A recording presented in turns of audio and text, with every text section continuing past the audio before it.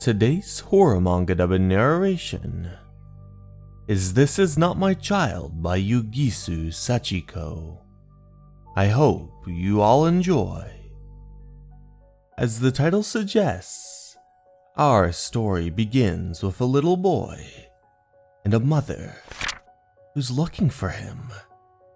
His name is Maekawa Michio, and the boy is missing. The mother and the father sit together at the dinner table in grief, especially the mother so much grief that she can't even look him in the eye.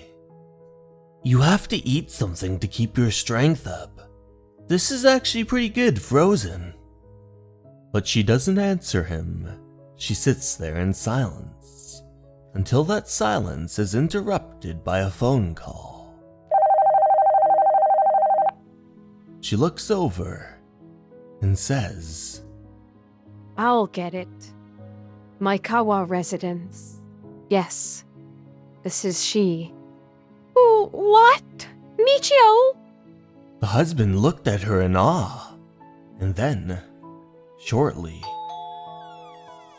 a boy arrived at their doorstep.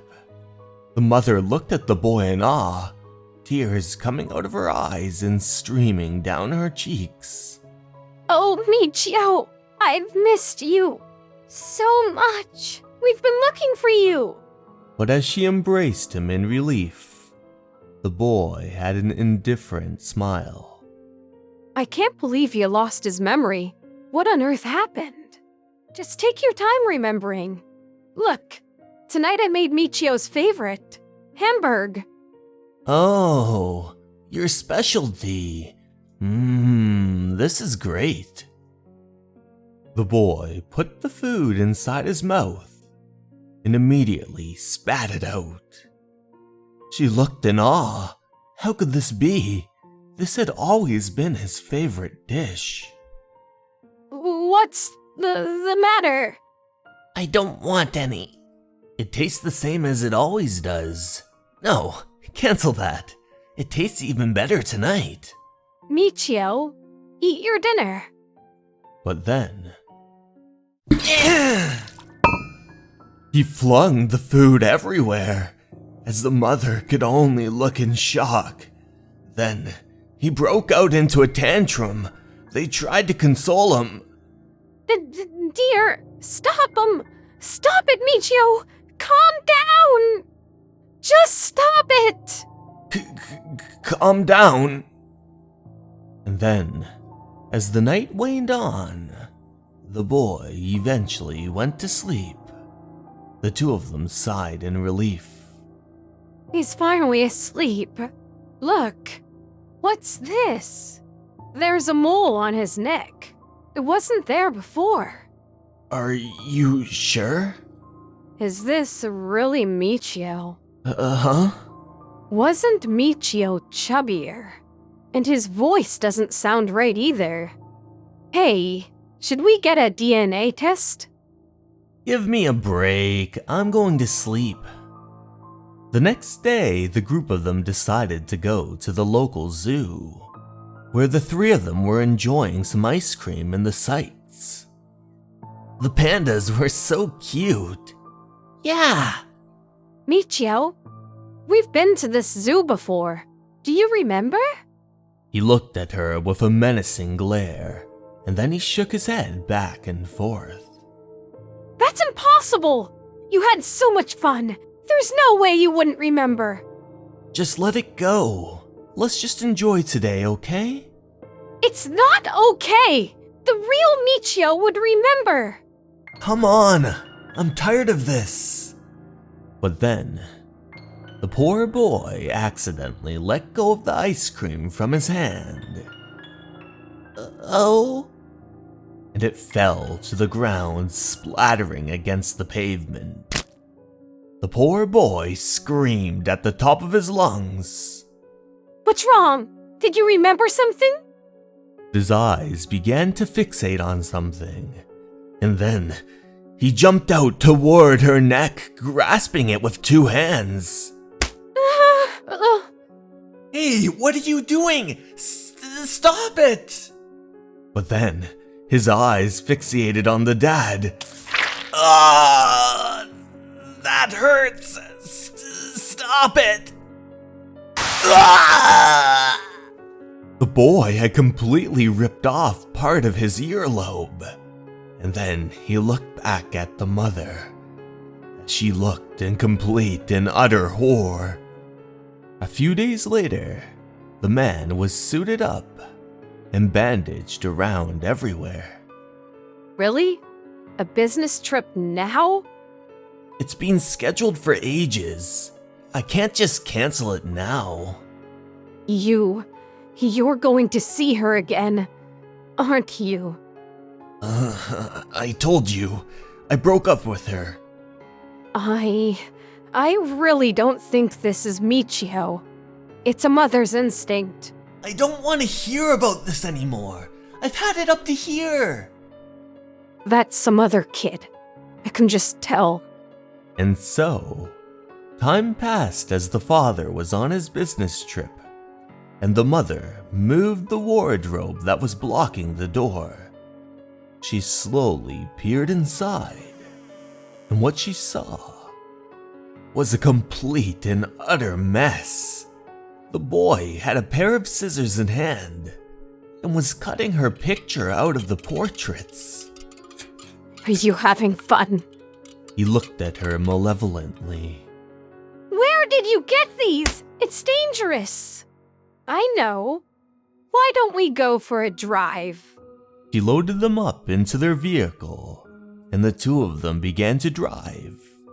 They didn't talk one bit on the way there, but the boy continued to draw in the back seat. Eventually, they arrived in the middle of nowhere. You wait here. You can get out if you want, but I'm not going to look for you anymore. He simply ignored her, and she journeyed into the woods thinking to herself, It's not him. It can't be. That's not Michio. That was when she recalled memories of the past of Michio. Him wailing for Hamburg that was his favorite meal. She would tell him to be quiet and not to be so selfish, and he would scream how he hated it. Then, one day, she had enough of it. She yelled, "Stop it," slapping him on the face. He cried at the top of his lungs, saying how he hated his mother. Then he proclaimed, "I want you to leave. I've got a new mommy anyway." A new mommy? Daddy loves my new mommy, and I love her too. You've met her, haven't you? Back in present day, she began to dig into the hole with a stick. Then, she recalled the past. She strangled that boy with her own 2 bare hands until he would breathe no more. That's when she realized what she had done. Michio! Michio, no! Wake up! Michio! What should I do? She remembered the horrible truth and what she had done to her baby boy. And buried there in a crater was a mangled, dead baby body, flesh melting off, and only the bones remaining. I knew it. He's still here. So then, who is that? Then, she heard footsteps behind her. It was the boy, with a pair of shears in hand. He said to him, Are you going to stab me? He looked at her in silence, but then she quickly grabbed the scissors from his hands and said to him, Who the hell are you? Tell me. She took one look at him, and then she exclaimed, I think I see where this is going. That woman is behind all of this. In a nearby city at an apartment complex. I just can't take it anymore. I'm really scared. She's talking nonsense and throwing these fits. First, she said Michio was back, and then she said he was an impostor. She's totally out of her mind. His mistress said to him, Just hurry up and leave her. You can come live here. Well, that's not a bad idea. In that instant, they heard the ringing of the doorbell. They both looked over in utter shock. I know you're in there. I know it was you. You sent this fake Michio. She continued to bang on the door with that fire hydrant. Was that the door opening? Shit! This is bad. What should we do? I didn't do anything. But it was too late. She slowly walked inside, carrying that impostor child in hand. No! I want to go home! Just come with me. You can't run away now. The two of them screamed at the top of their lungs when they realized the horrible truth. Look at this. This isn't Michio.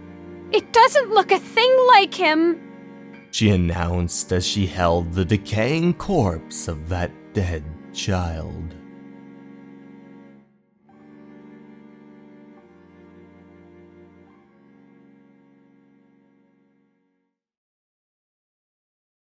Hey everyone! Thank you so much for watching.